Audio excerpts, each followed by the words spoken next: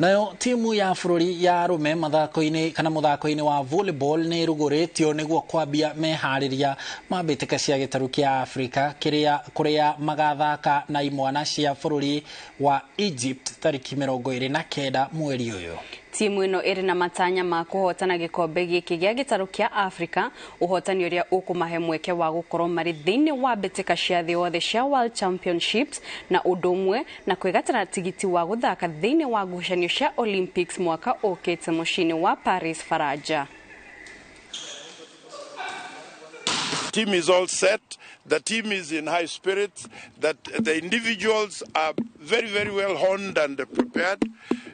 We have the highest number of players, individual male players, being contracted outside the country in the past, I think, 10 years. The guys are motivated. The atmosphere is overwhelming. The past few weeks we have been training.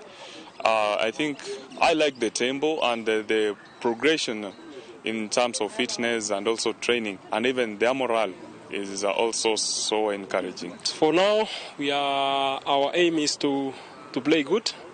That's the most important thing. If we play smart, and then